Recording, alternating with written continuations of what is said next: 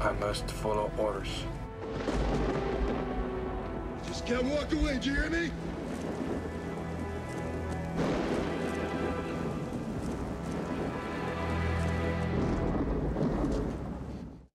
I grew up in Belgium, and I was always dreaming of becoming a movie star, right? I was not very gifted physically, so I was the skinny guy in school. But I was not a trouble kid. I was an okay kid. Well, I grew up in Sweden, you know, northern part of Sweden, a small village. Where I was sent up there by my parents on, you know, because I was a bad boy in school when I was about 14. I saw the TV and it was like a Western or a cowboy or whatever. And then I go on the sofa where you sit down, but I go to the back and I sit like this, you know, and I go, yeah, when I was on the TV. So I was crazy. I was a kid. I was dreaming. Well, I think the man in Sweden at that time was definitely Clint Eastwood was a big. He was a big star, especially up in the northern villages of Sweden where everybody's, you know, got rifles. Understand something. Belgium, it's not like Los Angeles. LA, when I land, I saw all those lights, like a huge pancake of light. I go, wow, this is fantastic. It's Blade Runner. Here we go down. Belgium, you land, it's nothing. It's like, I don't know about Oklahoma, but it's like a village. So I was depressed. I put myself into comic book, the Tintin, the Marvel comics, and I was dreaming about that. And then I decided to go to a gym, but when I go to the gym, I'm impressed because you see all those big guys that drop the weight. So I did go there like a kid. I became the kid of the gym, you know? And my father saw one day a TV show, the Kung Fu one, you know, with David Carradine, the Kung Fu TV show. And people in Europe, when they saw that show, they saw the philosophy of it, the protection. So he was thinking about me being alone, coming from school at the age of 11, 12, you never know. So he took me to a karate school because of that TV show. I was about 13, 14, and I was a kind of a scrawny kid. It's the old story, it's true, but you know, that's the way it was. I was short, and I was kind of, had a bit of asthma, and I couldn't really do sports that well, so when I grew out of it, you know, and got a little stronger, I was looking for something that was different. A friend of mine did some judo, so I tried to take up judo for a while, but I remember I ended up with a big fat guy on top of me trying to choke me, and I said, Jesus, you know, guy hadn't taken a shower for a couple of weeks, I think, and I said, well, maybe I should try karate. At least you're a bit further away from your opponent. So I took up karate, and I was about 14. Because karate, whatever, martial art is a weapon of the mind. I was training there as that small kid, but I felt every time I punched, wow, I felt like power. I felt like a conduction with the eye, with the mind. And I was able to break boards. I mean, at the age of 15, 16, clack. I was doing a lot of training, a lot of martial arts training at the time when I was about 19, 20.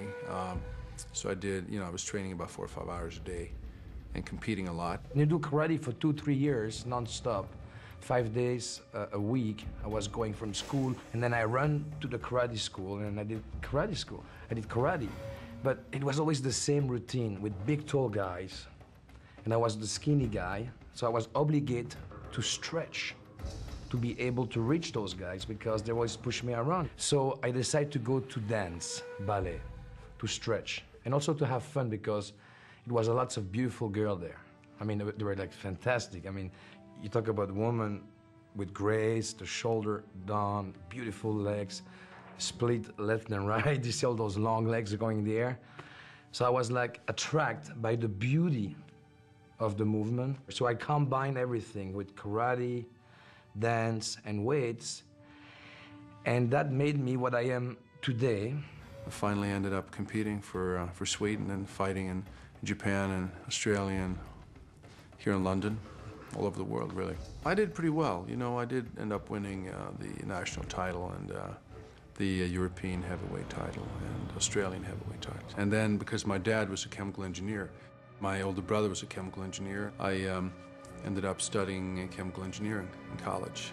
I was interested in movies, but I kind of ended up going the academic route. I was very young when I fought competition, 16, 15, and you go, it's called like Coupe des Espoirs, the trophy of the hope. And all Belgium is coming. It's a 3-day competition where you have to wait around the 3 tatamis. And there's like thousands, it says like 1,000, there's 500, again 500, it's 250, 125, and you go to the top. That was my first trophy. But I was very happy because I made 8 or 9 fights in 3 days, which is a lot. So when I came to the States, I came as a guy doing karate. I didn't speak English well, and I didn't know anybody. And the first time I was in the airport and the gate opened, I saw that limousine coming by with 2 wheels in the back. And I go, this is my country. That's America. It's a great country. What happened was I got a scholarship to Washington State University. I went there for a year. From there, I went back to Sweden, started doing chemical engineering, and finally got my master's in chemical engineering. 1 year was in Australia at the University of Sydney. So I was spent a year there on a scholarship. So from there, from Sydney, I was going to go to MIT in Boston. I had a scholarship there, a Fulbright scholarship. And I came to New York, but as far as New York, and of course, there's always a woman involved, and I met this girl, fell in love with her. She lived in New York. She was a singer. And sort of through her, I got into the entertainment business. I kind of got to see what it was like. And I took a look at that. I had 6 months off before starting MIT, and I said, I don't know about these test tubes. That's kind of boring in one way. I think maybe I should try something different. It was very hard for 5 years because I didn't know anybody, and I was chasing producer, actors. I was sleeping here, sleeping there, using that room, this room. And suddenly a guy saw me. After a few meetings, I came to his office, and I waited for hours. I was hearing that guy making deals. He was not talking too much about the story of the movie, but more like a date and a this and a that, and his partner too. It was like Yoram and Menachem. So I did go to his office and I present a product. I said, look, I'm here for 5 years, or 6 years now, and it's not going well for me. I was really depressed, but I can do everything. And I took my shirt, I took a chair here, a chair there, and I did a split. And he was in his office, and he go, Karin, bring me Bloodsport. With his big tongue like that, a funny guy. He made me what I am today. That first movie gave me the chance to succeed. I got called in for 2 big movies. One was Rambo 2. One was Rocky 4. The character was Ivan Drago, and there was one of those cattle calls, 5,000 people. It's one of those typical stories. I mean, it was a big line of guys, all big guys. I didn't even know what the movie was. They took one look at me and said, how tall are you? I said, 6'5", too tall. Next. But then I realized it was a Rocky movie. So I said, this is not, I don't think such a bad idea to pursue this. So I got a friend of mine, a photographer, who took some photos of me in boxing gear. And then I sent that off. A few months later, I was here in London, actually. Somebody called me from Paramount. Stallone wants to meet you. We want to fly you to LA. And that's when he explained to me it was, his opponent, a Russian fighter. And we took some Polaroids, and he said, you got to gain some weight, Dolph. There was a final screen test when there was me and 2 other Russian guys left. And I'm there in my boxing trunks going, shit, this is really the big time. If I screw this up, this is it. So there were 2 other Russians, and they were yelling and screaming, and I was doing a bit of Clint. Yeah, it was a bit of a Clint, just standing there, just speaking very slowly and not moving too much.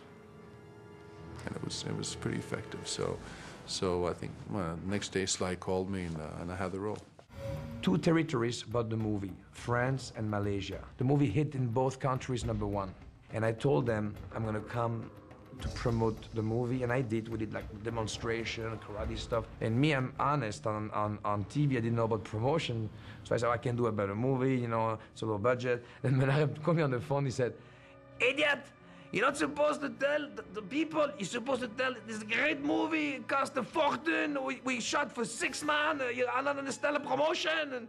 And sorry, man, I was in New York, I didn't understand anything. I went from this, shy Swedish kid and nobody knew to somebody who had to go on talk shows and being asked, how do you feel about, the political situation with Russia and President Gorbachev, how do you feel about what he's doing now? And it's like, I don't know. I mean, it was like, I'm still the same guy who was hitting the bag 5 months ago, you know. After I did Rocky IV, I was just lost, and it was like the world just went nuts because I was, you know, world famous, and you know, suddenly I was making a lot of money, and I was just a kid, 27-year-old kid. You know, I was too young. I was 20 or 22, 26. I don't know. I was too young. I was a kid. When you get your first movie and it started to roll, to go for it. Then I didn't let go with the rope. I was cranking 2 to 3 movies a year. How can you do that? I mean, 2, 3 movies. It was like a factory. So I made those movies like that for 10 years. When one movie was finished, they were expecting me for a promotion. So I go promotion back to the movie.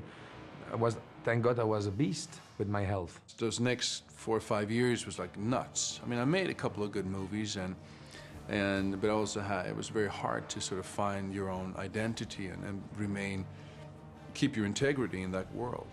My dream was, since I was young, I wanted to be in the film. Then when I reached a certain level, you know, it was a big pay salary, I didn't say, but okay, now I'm on the top, I've got the best hotel and this and this and that, but what am I doing? What am I doing? And then that guy came to my life. I didn't ask for him. He's like the Scorsese of Asia, you know, Ringo Lam. And he told me what's the movie about. He did a film with me called In Hell. I play a guy who's like on the ground, you know? So it was hard for me to change after so many movies to do a guy who's gonna get kicked and slapped and spin on his for 2 hours. And that helped me to become a better, what we call actor. It depends on who the people are who come up to me. For instance, we're in London now, and you know, I go running in Hyde Park in the morning. Last week I'm up there, and this, you know, detachment of the Queen's Cavalry come by. Sure as hell, the guys go, you know, I must break you, and if he dies, he dies, and all this stuff. And these are young kids, right? 20-year-old kids, and I don't even know how they recognize me because I'm, you know, I've got long hair and but obviously these movies, they do hit a nerve with, especially young males. You know, my fans are coming to me, they always talk about, you believe or not, Double Impact, Kickboxer, Bloodsport. They want to see me in those movies, you know, because I did such an impact there. It's like when James Bond did Sean Connery, took him maybe how many years to stay away and to come back with a Steven Spielberg as Grandpa. And now he's back as a sexy guy. But you never know in the business. What's happening now is, well, I'm married. I got 2 kids, 2 daughters, beautiful daughters. We live in Marbella, Spain. I'm doing okay, actually. I've calmed down a little bit. Still working out, you know. I got a little bit of, few muscles left. The big thing in my career right now is directing, which is satisfying, and it kind of takes me to another level. My production company is Thor Pictures. Thor, you know, the God of War. I'm still dreaming. We're gonna make the biggest martial art movie ever. You like it? You make him see a hand on the camera. Good.